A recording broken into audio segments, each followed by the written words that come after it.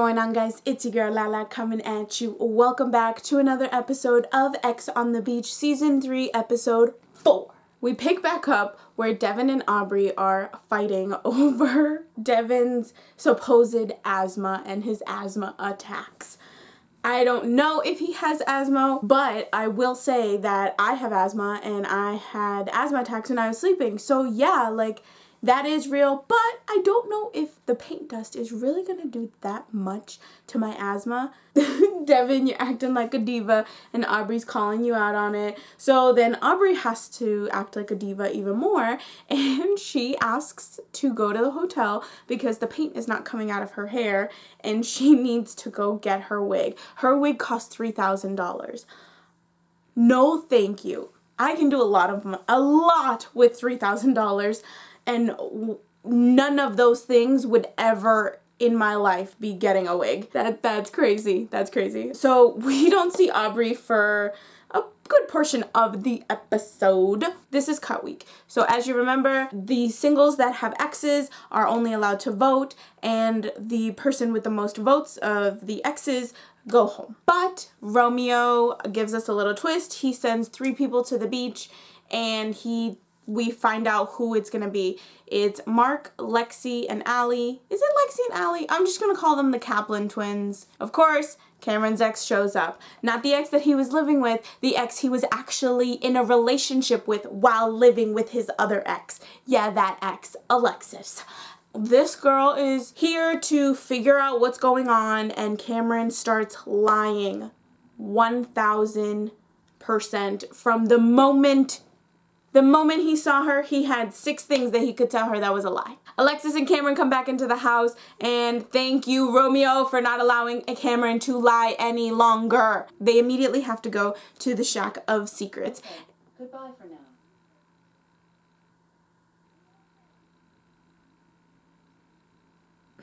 I don't like when that happens.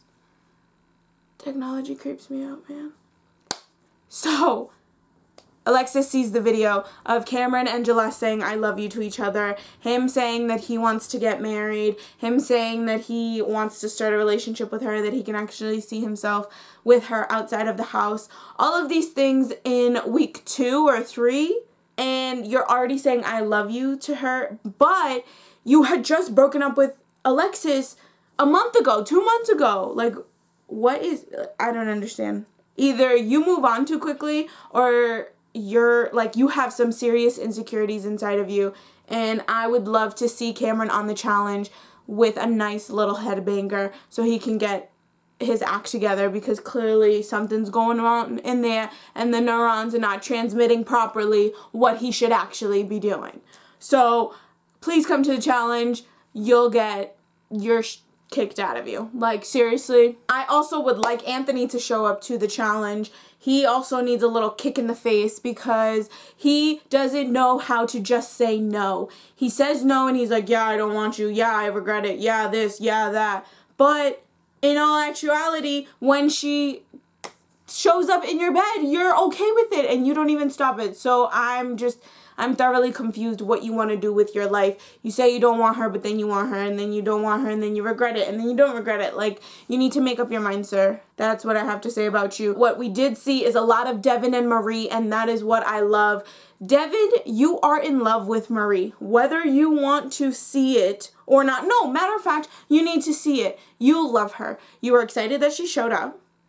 You're saying that you want to take it slow, but you make it seem like she's been chasing you this entire time, but you've liked it this entire time. And I feel like now we finally have a platform where we can expose his real feelings, because he needs to stop dodging Marie.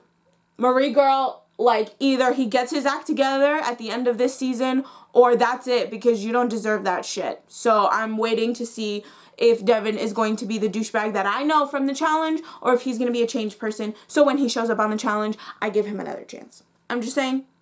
Just saying. Marie, I got you back, girl. We finally see one of the twins separate in a frame. This is fantastic. Lexi, I believe, is talking it up with Billy, and that's cool and all. But they said that they feel weird that Car is there. If you guys established that you are just friends and that's what it is, and you are okay with pursuing other people, and you guys are okay with each other pursuing other people, then it shouldn't be weird talking to Lexi. I just think they need to get over that, like, oh, my ex is here, like, I can't pursue what I want. Like, that is the whole point of this show. Like, you need to pursue what you want. What is it that you want, and go after it. Just put on your blinders and go, like, if that's the person that you want.